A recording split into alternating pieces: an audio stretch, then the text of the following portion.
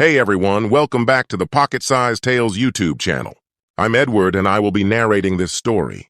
If you're new here, we write and narrate our own stories. The sequel to Heartless has finally been uploaded due to popular request. If you haven't listened to the first one, the link will be provided in the description and located in the top right corner of the screen. Keep in mind this story is still ongoing, so please be patient. Our writer Logan is working as hard around the clock to bring you the most exciting stories. If you like what we do on the channel, please like, comment, subscribe, and hit the bell icon. That way you'll be notified whenever a new story is uploaded. You can also help fund the channel by purchasing merchandise from the Pocket Shop or leaving a super thanks. Without further ado, let's get on with the story. Heartless 2. Return to Nampath. Chapter 1. A man wearing an exquisitely designed Venetian mask sat behind his desk, hidden in the dark veil of his dimly lit office. The mask resembled a smiling jester. It was white, with two huge diamonds painted where the eyes were. They were outlined in gold, filled in with red on one and black on the other. Its smile was painted red. There were golden, intricate patterns and lines along the edge of the entire mask. Beside his desk was his assistant Sanuk. He was a middle-aged man wearing a pair of glasses. Both men stared unblinkingly at the events unfolding on the screen across from them. The video was a grainy night vision recording from above what appeared to be a courtyard on a dark, stormy night. It looked like it might have been recorded from a drone. The camera panned around, showing a squad of armed men patrolling different parts of the property. From the looks of it, most of them had rifles with lights mounted on them, evidenced by the beams cutting through darkness. About a minute later, all the electricity in the compound went out. Confused, most of the men tried communicating to each other on their headsets and radios. The masked man couldn't hear what was being said due to the torrential rainfall from the storm, but he had a good idea what was happening. The drone moved in closer to a guard trying to operate his headset, and the audio became clearer. "Hello, this thing on?" the guard asked, repeatedly mashing the talk button. He waited a moment for a response. When none came, he called again, making his way down a staircase. The man's eyes widened when he heard a woman crying on the other line. The crying turned to a sinister cackle, sending a chill down his spine. "Who the hell is this? Is this some sort of prank?" he shouted. "There shouldn't be anyone else on this line." The drone moved away from the guard, its camera panning around, showing the others having similar reactions. As the camera proceeded to look around, it caught a glimpse of a guard who had already gone down. It zoomed in closer. The guard was dead, killed with several stab wounds to his chest and abdominal area. The camera zoomed out, and the drone began circling around the compound. Within the time the camera got footage of the dead guard, the kill count had gone up significantly. The sound of muffled gunfire went off from somewhere on the property. Unable to see where it was coming from, the drone flew higher to get a better vantage point. More shots rang out. In the distance, a guard was frantically aiming his rifle in every direction. The other men heard the shots and were running toward him. Something sprang up from the ground, seizing one of the men by their ankle. He fell and his gun skidded a few feet away from him. The man tried scrambling to his weapon, but he couldn't get away from whatever had a hold of his leg. At that moment, strands of long, thin black hair like tendrils shot out from the spot where his ankle was tied up. They kept the man pinned on his stomach as more of them rapidly multiplied, weaving themselves into a dark shape of a person with glowing red eyes. The figure pressed their knee against the man's back with all their weight, causing him to scream from the paralyzing pain. Yanking the man's head back by his hair, the figure turned his screams into bloody gurgles as the thing slit his throat open with its razor-sharp talon. Just as the other guards were about to reach him, they were redirected to another, then another by either screams or gunfire. In the darkness, the red-eyed being would disappear only to reappear behind its victims or come out of a wall, repeating the same tactics over and over, causing the guards to run around like chickens with their heads cut off as it took them out one by one. The carnage lasted no longer than a few minutes before the whole squad was wiped out. The video cut to a blue screen and Sanuk spoke. "This is the only footage of that incident we managed to obtain, sir. Sanuk, explain to me how it's possible anyone can do those things in the video. Had I not seen it for myself, I wouldn't have believed it," said the masked man. I went over this with others and we still don't know, but I do have a theory, said Sanuk. Which is what? Sanuk adjusted his glasses with a finger, then said, Sir, the only way this is possible is if it's something supernatural. So you think this thing is some sort of ghost or demon? That's absurd. The masked man scoffed. That is my theory, sir, silly as it may sound. Well, whatever it is, we can't have it running loose. It's bad for business. See if you can get someone to look into this. Yes, sir. Leave it to me, Sanuk said, clasping his hands into a prayer and raising it to his forehead as a respectful farewell, and made his exit. The masked man braced his elbow on the arm of his chair, cradling his chin with his hand. As he contemplated the dynamic challenges his new nemesis could pose to his empire, the man whispered to himself, What are you? A year had gone by since Ka returned home to a modest and simple lifestyle. She never mentioned what happened in Nampath to anyone. She no longer had the physical issues hindering her from helping her parents in the fields, so she was able to aid them with farming duties, whereas she couldn't before. Ka also became a teacher for the children in her village. The recurring nightmares she previously had were gone. Ka also hadn't heard from the demon since bringing down the White Dragon Gang, yet she still retained all the memories and experiences Bao once had. She sensed her counterpart hadn't completely gone away and was merely hibernating. Regardless, she was finally at peace and was happy the demon kept its end of the bargain, at least for now, it seemed. It was toward the end of class, and Ka was passing out tests her students previously took from the day before. The tests were over reading comprehension of the Chang language. Excellent job, Hle. You've got a perfect score. Keep it up, Ka said, handing the test to a skinny girl with a ponytail. Will do, Miss K, the girl said with a smile.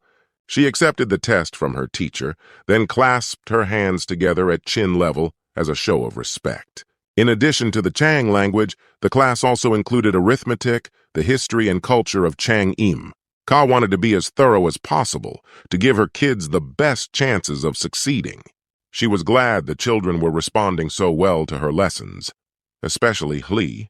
Ka had only known the girl for half a year, but knew she had tons of potential and was extremely ambitious. Hle was 13 years old and was an extraordinarily fast learner. She started class late but was already one of Ka's top students after she was done passing out the tests. Ka dismissed class and headed to the fields to help her mother and father. A few weeks went by, and the Hmong New Year's festival came and went. Hle hadn't shown up for class for 2 days straight. Ka glanced over at the girl's empty desk. The teacher thought it strange her student hadn't been to class. She hardly missed a day even when she wasn't feeling well, let alone 2 days in a row. Has anyone seen Hle this morning? Ka asked, scanning the room. There were a few no's and some students shook their heads, but most of them remained quiet.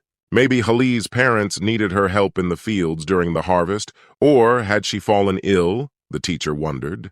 She badly wanted to believe one or the other, but something else gnawed at her from the back of her mind. Unless Hle ran off and got married, which wasn't uncommon amongst teenage boys and girls, especially during the New Year's festival season. Those attending weren't just from the surrounding villages. Sometimes willing suitors came from the cities or even overseas. I'll get to the bottom of this later, the teacher thought, and proceeded with class as usual. Chapter 2. Ka worked tirelessly in the mid-afternoon sun, helping her parents in their rice field. Winter was approaching, and several families were also harvesting their lots. While everyone safely took their time, she was a machine, working the sickle like a sword. Gather, cut, bundle, and repeat. The teacher got there after the others, but at the pace she worked, she got just about as much done in less than half the time. Everyone around her noticed, and murmurings of her marvelous feat started amongst the villagers. Wow, look at her go. I've never seen anyone work like that, said a man. At this rate, she'll be finished before us, a woman said. Ka was so engrossed in her work, she wasn't even aware she'd attracted so much attention to herself. The young woman was so comfortable with her supernatural abilities, she'd forgotten others would grow suspicious. Her parents called out to her, but her mind was elsewhere. Hey, her mom shouted, waving at her as she stepped into Kay's peripheral. Can you hear us? Confused, Ka paused and stood up, wiping the sweat from her brow. What is it, Mom? She asked. Ka finally noticed all the eyes locked on her. "What's going on? Why's everyone looking over here?" Ka whispered. Her mom hurried over to her. "Why do you think? Look around. I'm not sure how you're able to maintain work at such a high pace, but you've almost finished 2 days of work in just a few hours." "I thought you'd be happy," Ka said, confused. "Of course your dad and I are overjoyed, but that's why everyone is looking over here." "Excuse me, when you're finished there, you think you can help me out?" a man called out, waving at Ka. She responded to him with a smile, then turned her attention back to her mom. Ka made a mental note to restrain herself if she wanted to keep a low profile. "Sorry, Mom, I guess I don't know my own strength." Ka blushed. "Hello? Are you Sifu Ka?" a woman's voice said from behind. It was in the Green dialect. Ka and her mom turned to the woman. "Yes, I am. How can I help you?" Ka asked. "I'm Lee's mother." "Mrs. Zhang Ku," the woman said. The teacher wanted to tell Mrs. Zhang Ku how special her daughter was, and that her future seemed really bright, but it wasn't the time nor place. She noticed the woman's red eyes as if she'd been crying. "Is everything okay?" Ka asked.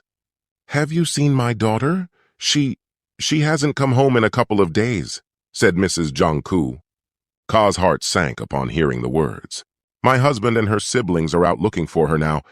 The day after the festival, we had her head to the fields to get some work done and thought maybe she decided to stay there for the night when she didn't come home. I just wanted to know if she showed up for class this morning." Ka apologized, telling the woman Lee hadn't shown up for class in a couple days. Mrs. Janku broke into tears. Ka and her mother comforted the woman as she wept. Her father hurried over to see what was the matter, and the pair filled him in on what was going on. Wasting no time, the family gathered as many villagers as they could to search for the missing girl and called the police. However, they didn't arrive until hours later since the nearest town was about a 2-hour drive. By then, it was almost dark, and an increasing number of the search party started trickling back to the village, Ka being one of them. The police started their investigation, checking to see whether the girl ran away from home or that she'd been taken to be somebody's bride. Bride napping was a common practice amongst the Hmong people, especially during the New Year's festival season. No one seemed to know anything. They accounted for everyone in the village except Lee and another boy. As far as Ka knew, Lee didn't have a boyfriend. At least she'd never heard her student mention anything about boys, since Lee seemed quite immersed in her studies. However, the boy in question was Ming. Ka didn't know him well since he didn't attend her classes, but he looked to be a couple years older than Lee. Ka had seen the two together on occasion, but they did not appear romantic. Even if they wanted to be married, culturally they needed both their families involved. Everyone would have heard about it by now. That evening, Ka prepared dinner for her parents, but she didn't eat. She didn't have much of an appetite worrying over her student. Ka went to her room and laid on her bed as she worked through various possible scenarios. The White Dragon Gang symbol flashed into her mind, and a palpable fear gripped her. What if Hali had been kidnapped? She shuddered at the thought. It was a problem she knew all too well after dealing with the gang. In that instant, the shadowy form of Bao with her glowing red eyes materialized in the dark corner of Ka's room, startling her. "Thought you could get away from it all by moving back home, did you?" the demon said with a snicker, her raspy voice echoing throughout the room. Ka's blood turned to ice, and her body trembled uncontrollably from the demon's terrible and frightening aura. "Why are you here?" Ka asked. Leaning her back against the wall, Bao crossed her arms, then said, "Deny it all you want, but we both know why I'm here." "No, it can't be them. We made sure of it," Ka said. "Have you learned nothing?" Bao sighed, putting a palm to her face. "If it's not the White Dragons, it'll be someone else. The cycle will never end, and it's happening all around the world." She didn't want to believe it, but her counterpart may be right. If that was the case, Ka would have to act fast or else Lee would be gone forever, and the only place that made sense to start her search was Nampath. Chapter 3. "You think you can just steal from us and get away, huh?" the goateed man shouted, holding the boy in a chokehold and lifting him off the ground. The boy kicked and screamed, trying to escape, but it was no use. The man was much too strong. Another man, an older one, quickly picked up a couple of prepackaged pastries from the ground before digging into the boy's pants pocket and yanking another one from it. "Stupid punk! You think we wouldn't know!" the older man yelled, waving the pastries in the boy's face as he continued struggling. "Let's teach this punk a lesson." The goateed man threw the boy onto the ground, and each of them took turns stomping and kicking him. The boy could do nothing but cover himself from a fetal position, grunting and wincing at every blow. "Enough!" another man shouted. Panting, the two men stopped and glanced up at the other one in front of them. The man was good-looking with a chiseled jawline. He was tall and lean. The black business suit and the white button-up he wore fit his frame nicely. He was clean-shaven and had dark brown medium-length hair that was loosely swept to one side. "Yo, Rand, this punk stole from us," the goateed man said. "Let him go," Rand demanded. He pulled out a few bills from his wallet and handed it to the older man. "I'll take the pastries, keep the change." Content with the deal, the older man took the cash and walked away with his comrade following suit.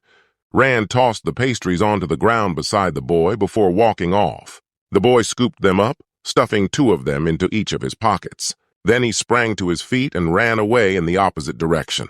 As he ran, he thought about Rand, wondering why the man stopped to help him. He almost didn't want to admit it, but the boy had a strong sense of admiration for the man, like he was someone important.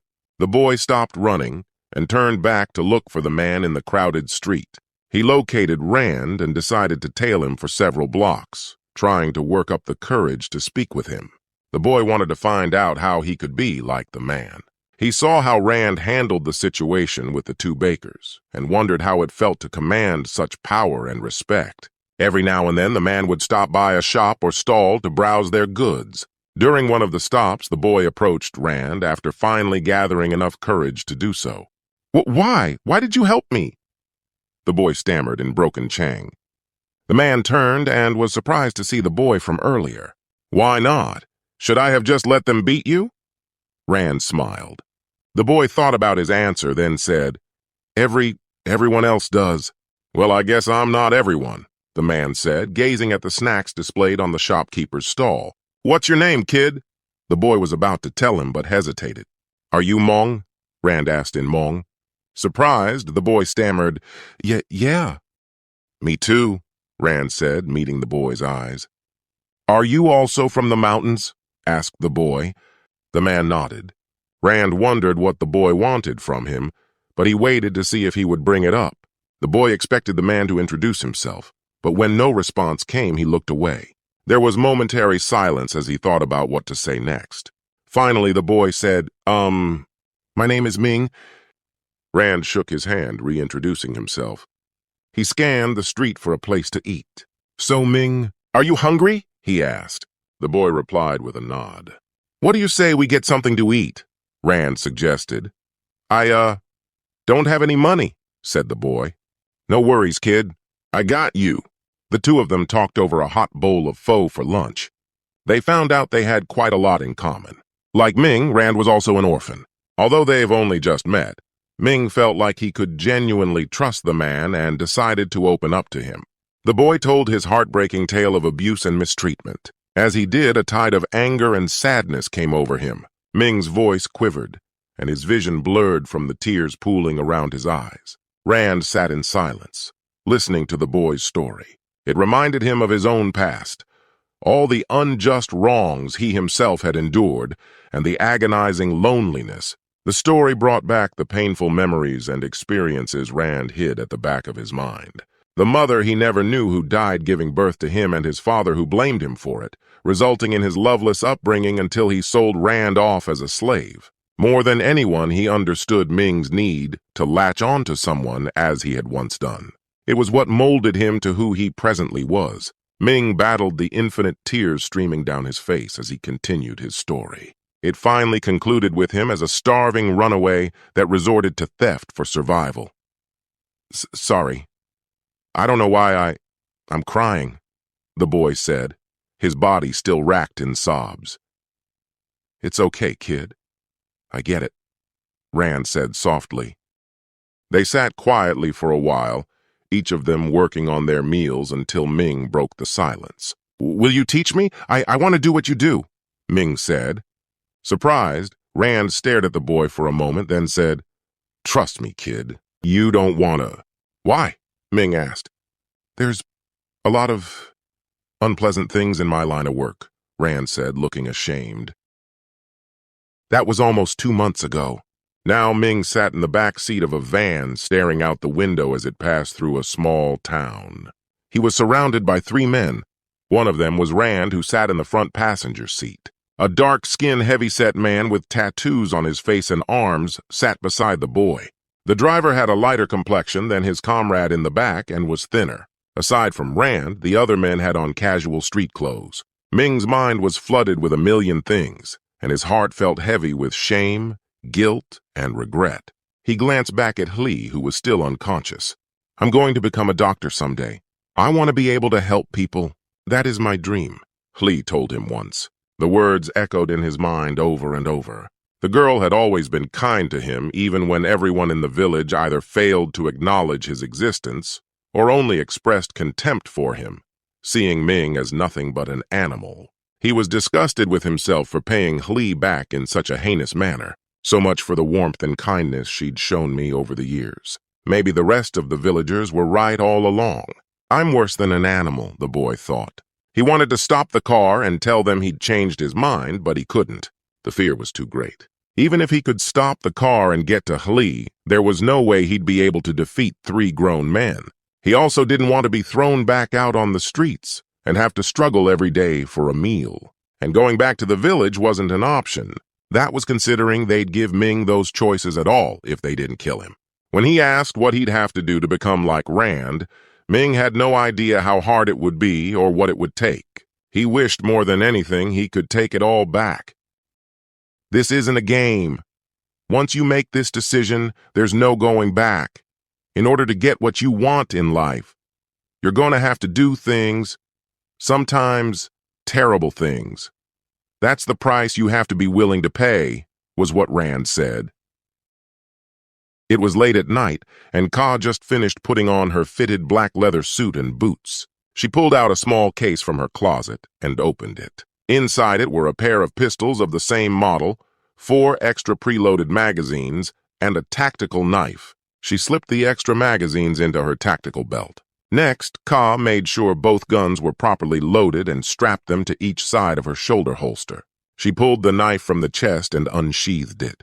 The blade gleamed proudly at its master. After Ka was done admiring her handiwork, she slid the weapon back into the scabbard, strapping it to her thigh. She then threw on her black leather trench coat to conceal her weapons. The teacher left an envelope with a note for her parents on their kitchen table and walked out the door. Outside, the moon was full and the village was mostly silent, save for a few barking dogs in the distance. She went to the side of their house where a large tarp-covered object was kept. Ka threw the tarp off, revealing a sleek black sport-style motorcycle, its paint sheening in the darkness from the moonlit sky. Atop it sat a black motorcycle helmet with a visor. She walked the bike to the edge of the village, slipped on the helmet and secured it, then hopped on her ride and started it. The thing roared to life and Ka sped away into the night, heading toward Nampath. Chapter 4. The next morning there was a meeting in the masked man's office. Sanuk and a man with platinum blonde spiky hair wearing a pair of sunglasses stood before his desk. They were surrounded by a group of the masked man's guards, all of them in business suits. The spiky-haired man had on a black, sleeveless protective vest. Around his waist was a tactical belt with a pistol holstered to it. He also had on a pair of metallic gauntlets, pants, and boots with a metal shin guard fastened to it. Like his vest, the rest of his gear was black. He was of medium height with the physique of a god. His finely sculpted, muscular, tattooed arms was a testament to this. Slung on his back was a short sword with 3 throwing knives strapped to one of his legs opposite the gun.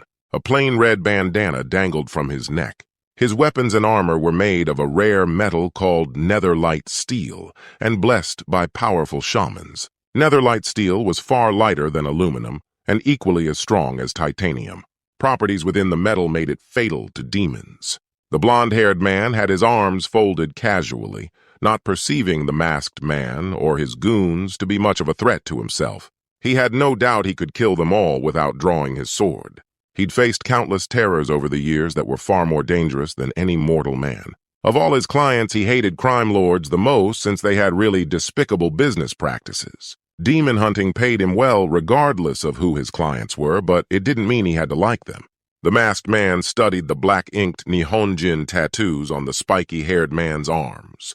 He couldn't see all of it from that angle, but they were beautiful tableaus filled with mystical creatures from the clouds, forest, and sea. There was a bird-like creature of some sort, diving from the sky. In another scene was a dog or a wolf dashing through a forest. Though the art was nice, he was more impressed by the blond man's build. If it was any indication of how he'd handle the job, then the masked man had the utmost confidence in him. "Sir, this is Tsuchi. He's a demon hunter and one of the best in the world," said Sanuk. "He's hunted and killed thousands of demons." "Yes, I've seen the videos and I expect great results." "Sanuk, get some men so we can get this handled as soon as possible," said the masked man. "No need. I work alone," the hunter said, cutting in before Sanuk could reply. He turned and headed toward the door. The guards were about to make their move against him when their boss raised a hand to stop them. "Let him go." "I like that he's eager to get started," the masked man laughed. That night, Tsuchi stepped onto the roof of the former White Dragon boss's abandoned mansion. To find the demon he was hired to kill, the hunter thought it best to start where the demon was last seen. He hoped to find clues, leading him to it. With his index and middle finger extended in a prayer, Tsuchi chanted the spell to summon White Fang, focusing his spirit force onto the wolf tattoo on his arm. The tattoo illuminated with white light. The light from the tattoo shot out like a laser from his arm, manifesting itself into a spectral form of a great white wolf by his side. On all fours, the beast was almost as tall as Tsuchi. "White Fang, can you confirm any demon presence in the area?" the hunter asked. He sniffed the air. "There's something here, all right." White Fang sniffed around, walking about the roof. "Can't say for sure if the one we're looking for is here, but there's a few of them. Hard to pinpoint their exact location. Let me see what I can find below." With that, the wolf leapt off the roof. Approximately 5 minutes later, Tsuchi was alerted by a cold presence from behind him. The hunter scanned the area and saw a crowd of shadowy figures with half a dozen pairs of glowing red eyes glaring at him. His hand automatically went to his sword. "Looks like you've got company," White Fang said through their spirit link. "Is this all of them?" Tsuchi asked. "No, there's more. Gonna see if I can find the rest of them. Do you need a hand with those?" The shadowy figures closed in around him, their snarls becoming louder. "Find the others. I'll handle these," said Tsuchi, drawing his sword. "Roger that." Within striking range, the dark red-eyed demons were ragged corpses with piranha teeth and talon-like claws. Each of them had a cavernous hole in their chest. Their clothes were grimy and encrusted in blood. They rushed the hunter and he dashed in to engage them.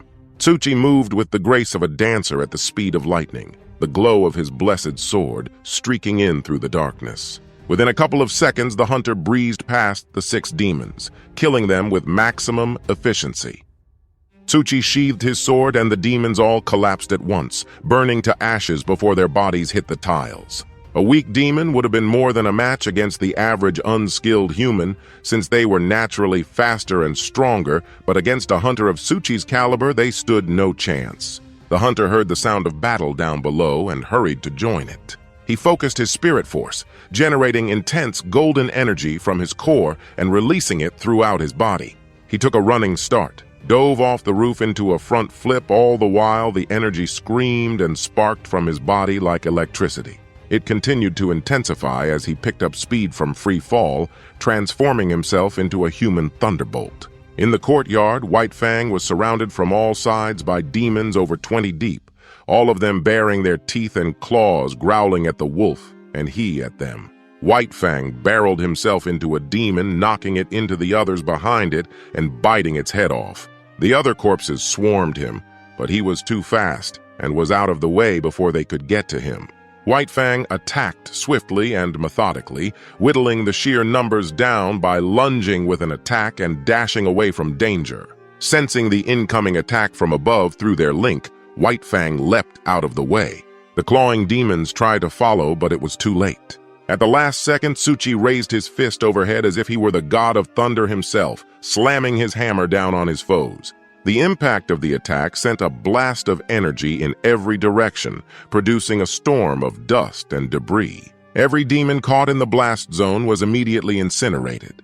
When the dust began to settle, there was a huge smoking crater in the courtyard with the hunter at the center of it. He was standing on a knee with his fist plunged into the earth. Web-like fissures spread from the impact point throughout the crater. The silhouette of a man with bright, glowing red eyes emerged from within the cloud of smoke and dust. He clapped as he approached Suchi and White Fang. The hunter glanced up, grabbing the handle of his sword. His canine companion let out a low growl. "Bravo!" the figure said, still clapping. "I must say that was some light show you put on. Wiped out my whole crew." "And you're next," said Suchi. The dust cleared and the demon was now visible. Unlike the others who had on black and gray suits, this one wore a dirty, blood-stained white one. However, he also shared the same gaping wound to his chest. "You break into my estate and threaten me? For some trespassers, y'all are quite bold," said the demon. Suchi recalled the briefing Sanuk gave him, mentioning the estate belonging to Ying, the former boss of the White Dragon gang. "Ying, I presume?" said the hunter. "And who the hell are you?" asked the crime boss. "I'm looking for the demon that killed you," Suchi said, ignoring his question. "You wouldn't know where I could find it, would you?" "If that's the case, this is perfect. It's as if the gods fated for us to meet," Ying said with a sharp, toothy grin. "I don't know where it is, but I know someone who can help. Of course, I'm not going to give you that information for free." "We can't trust the demon," White Fang objected aloud. "Right now, this is our only lead. Unless you have better ideas," Suchi said over their link. "There has to be another way," White Fang said. "Perhaps. But this may be the most direct path to the demon we seek. After the job is done, we can get rid of it," said the hunter. "Very well," White Fang sighed. "All right, demon.